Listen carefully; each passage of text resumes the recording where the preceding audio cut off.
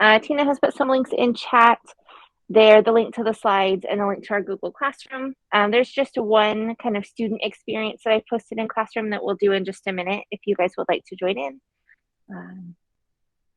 So this session is half increasing student engagement and then half kind of teacher tricks. Hi, Daniel, welcome. We just got started. So the first half will be kind of the teacher experience, and then we'll talk and explore the student experience towards the end, and then we'll be out by 4:30. I recognize all of you guys, but just in case you don't recognize me, my name is Jessie.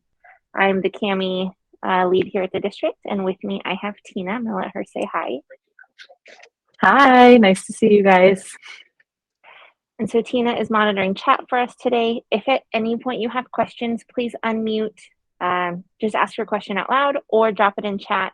One of us will see it and we will get those questions answered as quickly as we can. So for today, the session is being recorded. If you are interested in viewing this recording or any others, you can click right here on this button. It'll take you to our ILE YouTube account, and Tina also put that in chat. And then this button will take you to the CAMI recording from 101. And I think I must not have turned it on. Okay. I recognize your faces, but I don't know if it's from CAMI 101 or from something else. So if you would like to see that intro recording where we go over like all the tools, all the buttons, what they all do, you can see that here. Okay, so for the student experience, you're going to want to go through Classroom, and it's going to take you to a one-page CAMI document, and it has a video from, I think his name is Jerry, but I could be wrong. Maybe it's Gary. The funny principal from, I don't know, somewhere in the South. When I was looking at stuff for this CAMI presentation, he ended up doing the keynote for CAMI's conference, and it's a whole talk about a work-life balance. And I figured, you know what, we're like halfway through the school year. Let's have that be the topic of our student experience. So if you want to go into Classroom, hi, Julie, nice to see you. Go over into Classroom. It should be the very first topic, very first assignment. And I know I'm looking like way over here. I have a second screen way up high in this office. So we are ILEPL, classwork, CAMI Beyond the Basics, and it's just this one right here. So you'll click on the name, and then open with CAMI. I'm gonna give you maybe 2 or 3 minutes, go through, just kind of practice. This is what it would look like as a student. So I'm gonna move us on. Objectives. There's 2 things I hope you get from today. I hope you get to see CAMI as a teacher and a student. So half of that, check, hopefully. And then describe how you can use CAMI to increase student engagement. And with that, let's jump in. So in the intro course, we really look at like every single button. So I'm not gonna hit on that again. I just wanted to actually highlight a couple of the newer features. So if you need to get to CAMI, you can click on this little Circle K icon in your, I'm blanking, this section of Google Chrome, or you can make a new tab and you can go to camiapp.com. I cheat and I usually just click this little K, and what happens is it opens CAMI in a new tab, and it looks like this. They got an update recently, so this is the new kind of landing page. What I did here is I just clicked new page, and then I hit this and did add, and what it took me to was this, and I've just added 2 little annotations so you guys can kind of see something on the screen. So once there are annotations, you have this cool select annotation box, which I know I highlighted at 101, but just in case you weren't there. What this does is it allows you to select any annotation on the screen. You can copy it, and then you can paste it. So now you have duplicates. So I did this as kind of like a slider option, and you could kind of place your icon wherever you wanted. You can also delete icons. You should not be able to delete any annotation that's not yours, though. So just a heads up. There's also fairly new in markup, there's a freehand highlighter. So you can highlight anything you want. It does not have to be a word or a box. It can just kind of be partly transparent, like a drawing tool. There's also, when you're doing the shape tool, if you wanted to insert a perfect shape, so like see down here in this light pink, it says Shift Draw Square. So I can draw a rectangle, any size, any shape, whatever, that's fine. If I want it to be perfect, I hold down the Shift key, and now it just scales my perfect square. Same thing is true with a circle. So that makes a perfect circle. Whereas if you don't hold Shift, it makes an oval. And same thing for triangle, same thing for lines. They are constantly adding stickers. So in media and then in stickers. Oh my gosh, these are even new since I looked 2 weeks ago.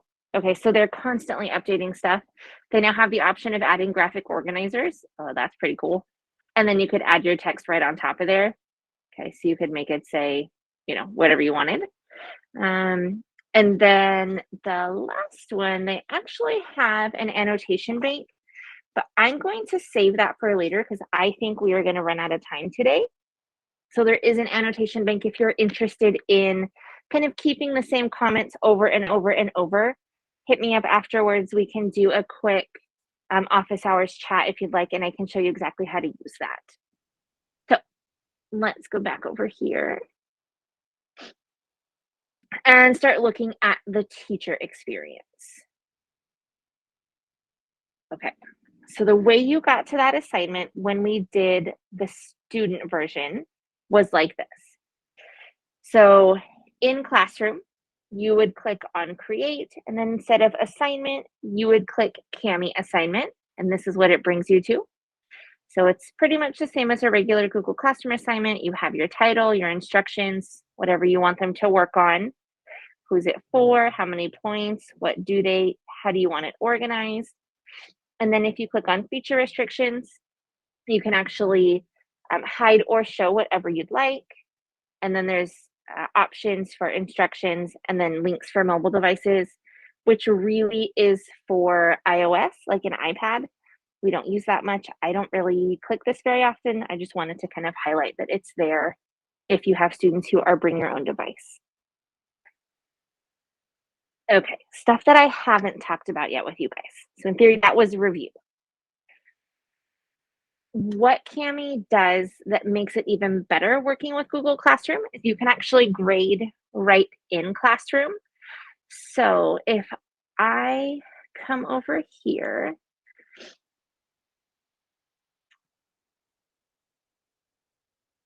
actually, I might have messed that up. The assignment I deleted was a do it on your own. Let me see if one of these will work. Oops, not that one. Cami introduction. Here we go. So if we look at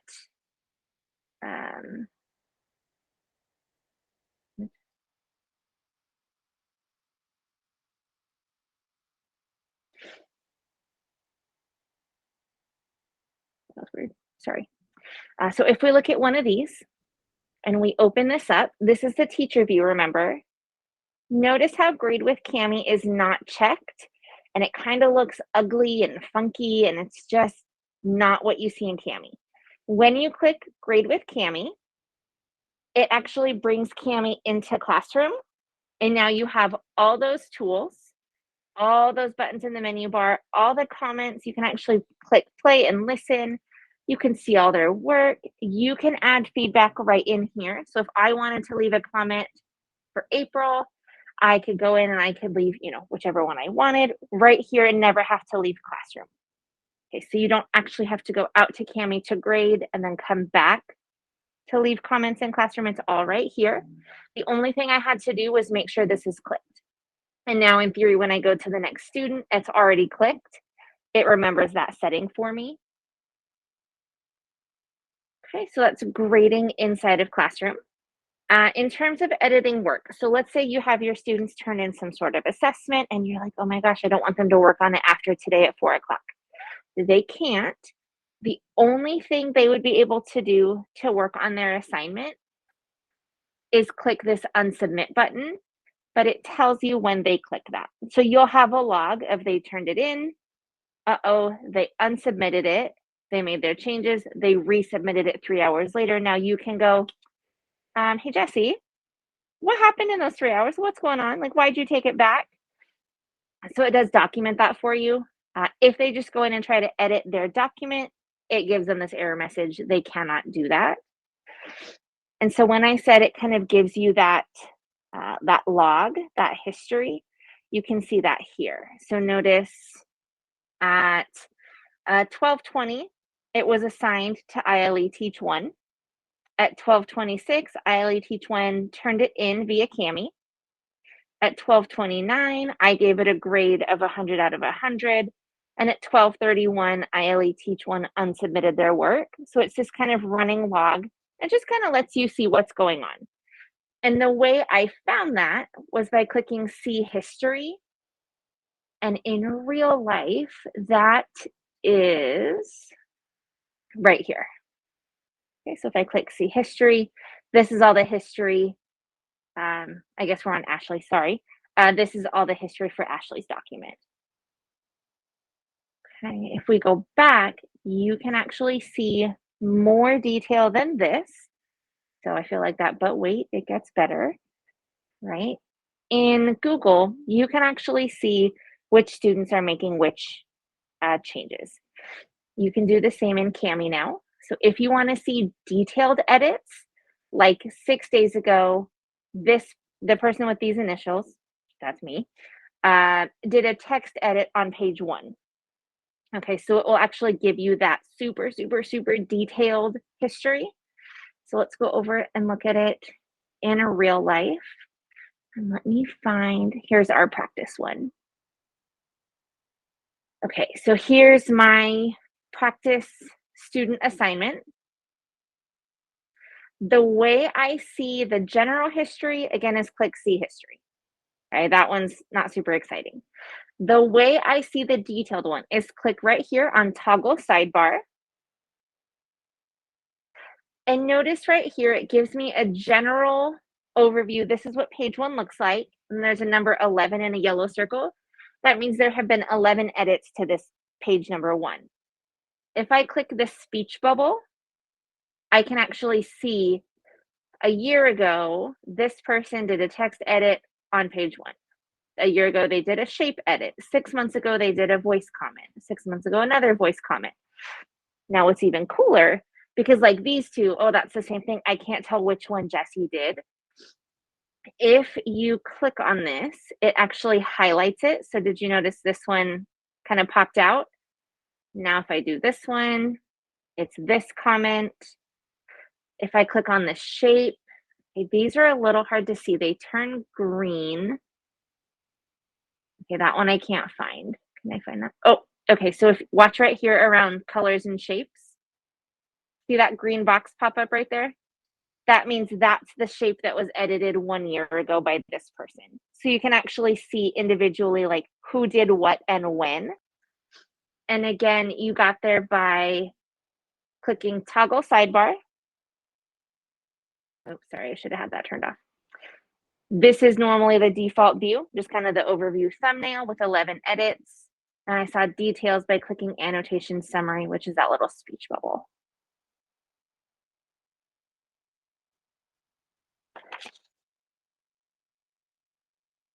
Okay. We now have a little bit of explore time. I just showed you a couple things on new Cami tools, assigning in classroom, and viewing history. Oh, one thing I forgot to say out loud. I think it's written here. Students can see this too. This is not like a super secret teacher power. If your kids want to know, hey, Jesse, you're in my group and you didn't do anything, they can go in and they can look and see exactly when I made changes too. So just a heads up, that's not like just a teacher thing. Everybody can see those. Okay, so I'm going to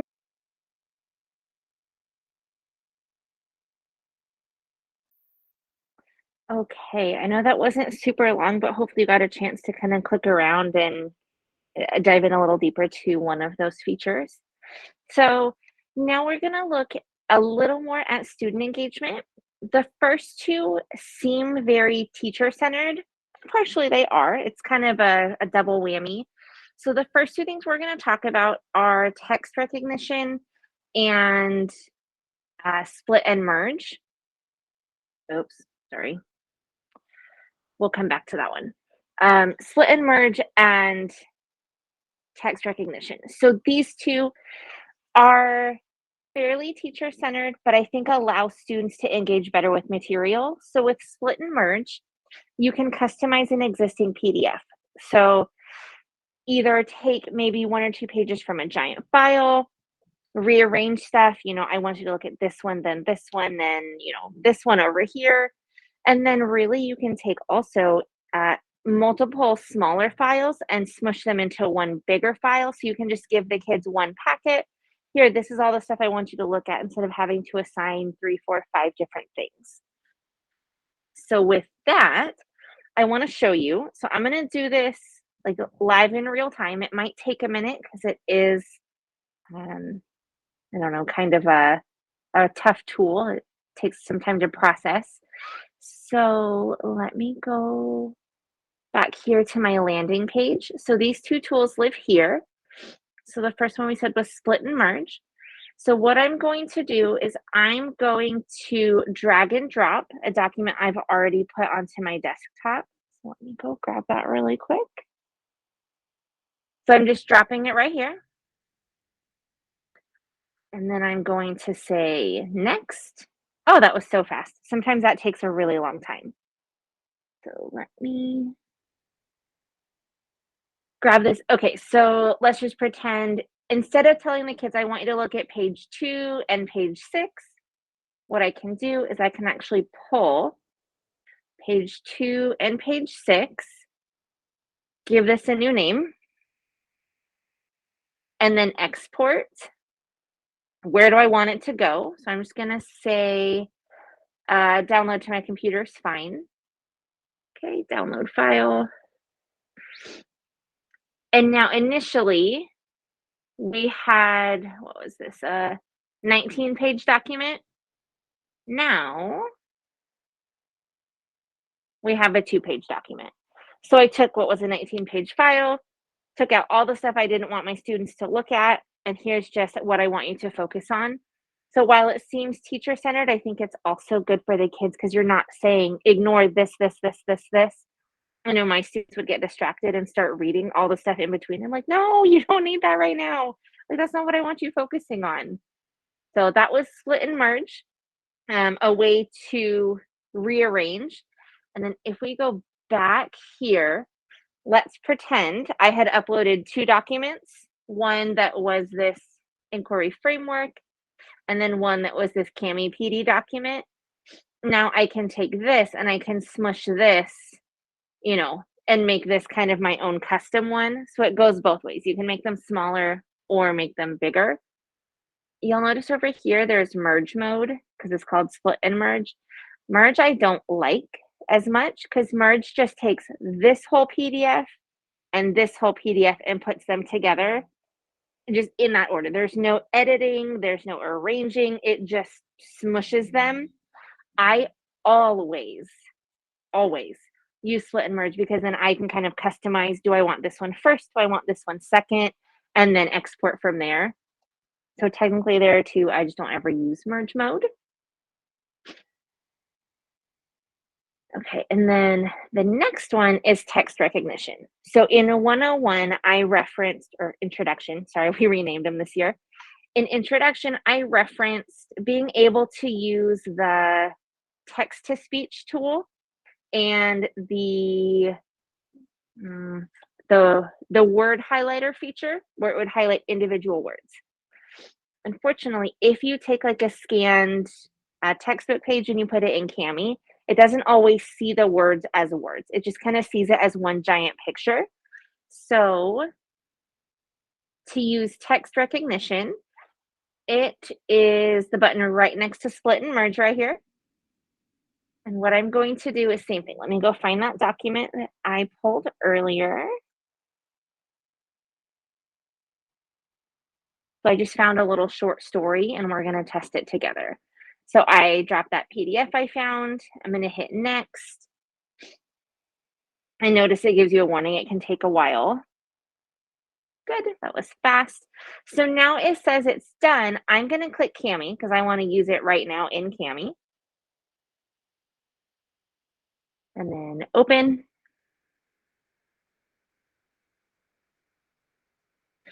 Okay, so in theory, what has happened is Cami actually now sees the T as a T, the H as an H, the E as an E. Oh, that's a lovely ad. Thank you. Go away. Whereas before, it would have seen all of this as one giant image. So now the true test. When we go to markup and to text highlighter, will it identify individual words? So all I did is I put my cursor over a word and I double clicked and it highlights one word at a time because it knows that's a word. That's a word. That's a word. The other really cool thing once you've done text recognition is read aloud. And you won't be able to hear this because I have headphones in, but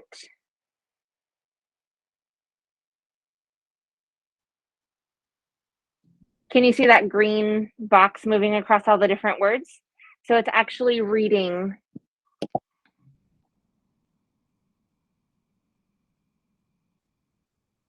Can you guys still hear me? Okay. So it's actually reading the story. The crow and the peacock, who is happy. Once there was a crow who wishes to be colorful and beautiful like other birds. He then went to the parrot and shared his thoughts. I hope you could hear that. Tina, can you nod if you heard that? Oh, sweet. Okay.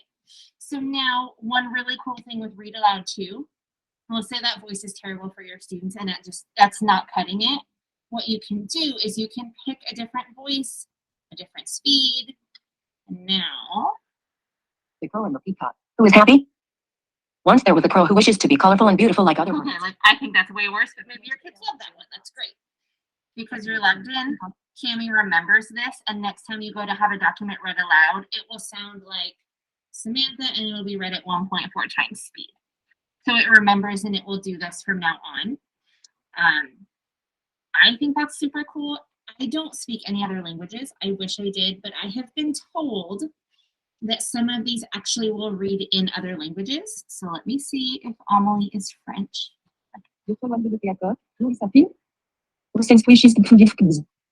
And when Petnishavists, said, then when Peacock Primaduisks, then Peacock request has been. That doesn't sound like English to me. I also don't speak French, so I'm not positive. But I've been told it reads them in other languages, so you might have kids click around and see. I just wanted to highlight that. I know it takes a minute. Ashley, how can I help? So I've been trying to do the text-to-speech where it's English, and then I'm trying to get it to Spanish, but it just has an accent to the voice and is saying it in English. So is there Okay, and yeah, unfortunately for that, if the voice isn't auto-translating, we would have to get it translated either via Google or our district translators or site translator. But yeah, I know some of them, like the French one, I've been told, oh yeah, that sounds like actual French. So I don't know the reason in Cami why some do and some do not translate. I apologize. Oh, okay. I just wanted to know. Yeah. Thank you. You're welcome.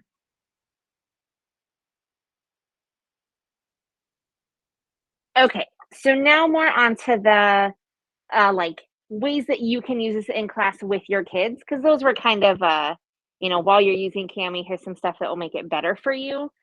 But in terms of using it instructionally, I went through over the past 2 years now, and I've just dug through Cami's presentations and blogs and all kinds of stuff, and these are kind of the best things I've found. So one teacher that Cami, really highlight and talk widely about, his name is Steve. He has his students pre-grade themselves using this little chart down here, and he does mastery-based learning. So for him, if the kid says good effort, That's like, oh man, I don't get it. I put in some effort and I tried, but like I'm lost. They turn their work in. Steve sees it. He's like, okay, great. Go back and work on it again. Try it. And then he lets them level up their stickers. So on round 2, maybe they think, oh, I did well done. Like I'm getting there. It's great. Now I want you to look at it. I'm not sure what they call him, but they want their teacher to look at it. And now he gets to grade them too. So it's kind of this check-in for them. And all he did is he went into the tool. I have so many Cami tabs open right now. And he just looked at stickers and he made this chart for his students. He said, okay, if you did it, great. We're going to say that means you met it. You're at like level 4, 100%. I got this. I could teach this to someone else. So there is no set guideline. The stickers don't really mean anything unless you assign them meaning. But that is one way you could use that tool. And if you're interested, this word assignments, and I think Tina dropped it in chat already. If you start around the 11-minute mark, it's when he's talking about how he uses stickers with his kids. For this one, this is the same teacher, just in a slightly different manner. He uses Cami as an interactive notebook.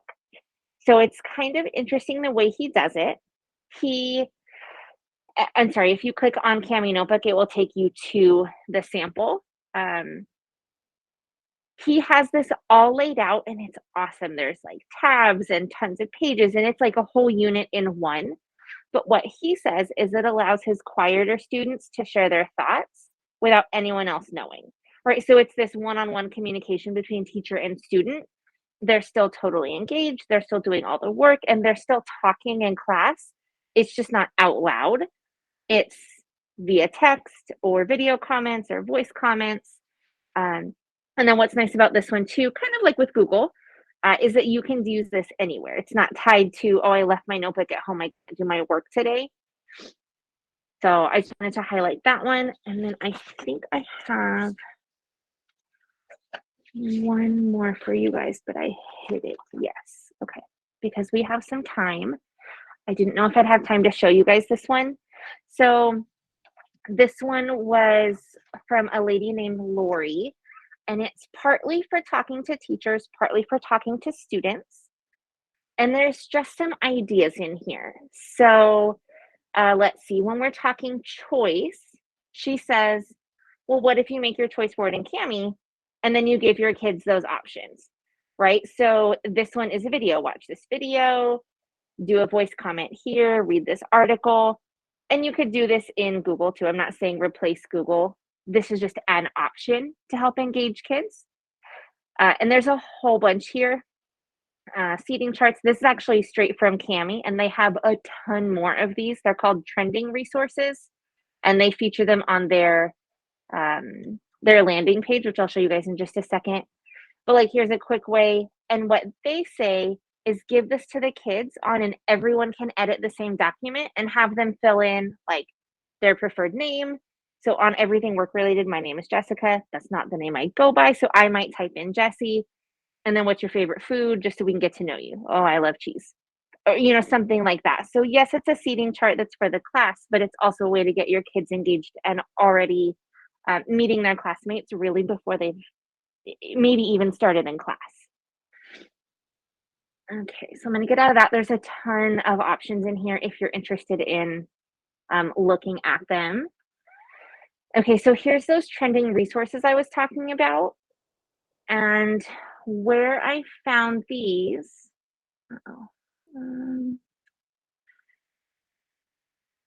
is right here. So when you're on, like when you click that little circle K right there at the top, it takes you to this landing page. All of these here are considered trending resources. They change pretty frequently, but these are all clickable. And then they take you right to that Cami document where you could take the link and assign it in Classroom. So in All About Me, they have some that are scavenger hunts. So if your kids are new to Cami, and whoops, that's not the right one, and they are not sure how to use the tools, you don't have to make an assignment. You could just click right here, Scavenger Hunt Elementary, and it already gives them tasks. Use the text box tool, and they come over, right? They write their name, So those are pre-made from Cami, right there, ready to go. Okay, I'm gonna mute and give you guys 3 more minutes to kind of click around. I showed you, oh, we did not talk about collaboration. I said we'd come back to that one. So with collaboration, it's almost identical to the way kids can work in Google together at the same time. There's 2 main differences. One, they have the integration of voice and video, like right there in that one tool. And also, kids cannot delete other kids' work. Where in Google, I can just hit backspace and erase everything Tina wrote. I mean, it would show in revision history, but I can delete it all. In Cami, everything I have seen so far is that you cannot do that. Like everything I do with my coworkers, it's there. You can't erase anyone else's stuff. So it's kind of nice. You don't have control to take over what your classmates are doing. So I just wanted to show that real quick. And as promised, I will mute and give you 3 minutes to, again, click, explore, ask questions, whatever you like.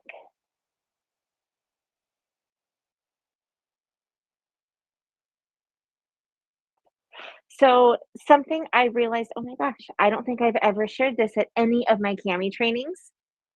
So you make this one either this year and you use it for next year, or you make it for first period and you love it and you want to use it again for second period. But there's always, like, there's these annotations and it's a mess because you let everyone work on it together.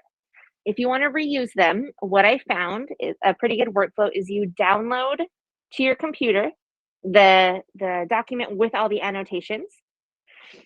You open it up, you put it in Cami, so it's just an exact duplicate right now.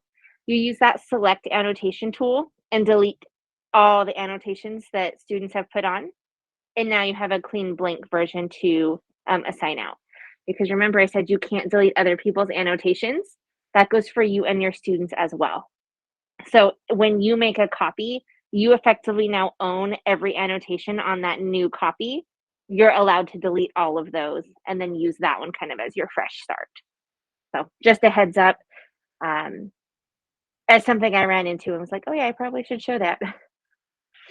And then just some new or upcoming changes. So push changes is a way where if you're using Classroom and you realize, oh my gosh, I forgot to give them instructions on how to do this one piece, you no longer have to delete that assignment, make your changes, and then reassign it. You can do what's called push changes. Shameless plug right now. I am doing a quick tip on this in the coming weeks. It will be sent out.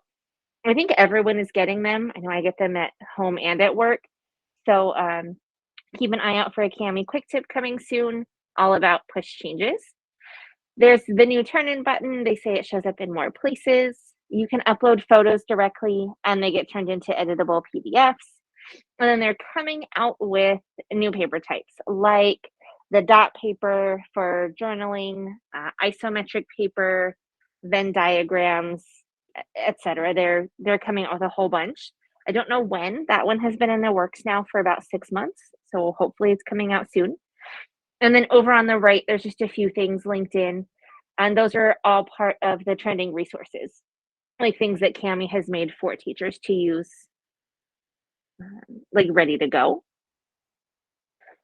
Okay, so connections. Normally I do this at the beginning, but since this was the kind of beyond the basics, I figured we'd just touch in at the end. And really it's the same as we did in the introduction. So what I hope you got out of this today was that Cami can help us implement technology in the classroom. Sometimes it's as simple as substitution. Hey, instead of doing this worksheet with a pencil, do it online. And sometimes it's all the way up at redefinition. It could be, trading voice comments while peer editing with someone from a different classroom or a different school, different country, etc. For 21st century learning, I really hope that you see Cami as a tool to help students with communication and collaboration and creative expression and really kind of owning their own learning, because now they can send you comments and they can, look up videos right there in their document and they can kind of do what works for them. They can have stuff read out loud. There is no additional ask on you. They can just kind of take that charge and go, I just want to say thank you. Happy Thursday. If you guys have questions, please let me know. I love trying to think of ways to use it and how to help you guys. So you can reach me via email or office hours, or if you use Google Chat, you can reach me on chat. I did not put my phone, but you can call me on my phone. It's 80214. But please let me know how I can help. I'll stick around for another, 4:23, 7 minutes or so. If you guys have questions, feel free to stick around. Elizabeth Marcos, thank you. I appreciate it. Okay, Elizabeth Beatty, I will get one in the mail for you hopefully tomorrow. Marcos Jefferson. Oh, but in virtual. Okay, perfect. Let me write that down. Yeah. You are welcome. Have a nice night, you guys. Thank you.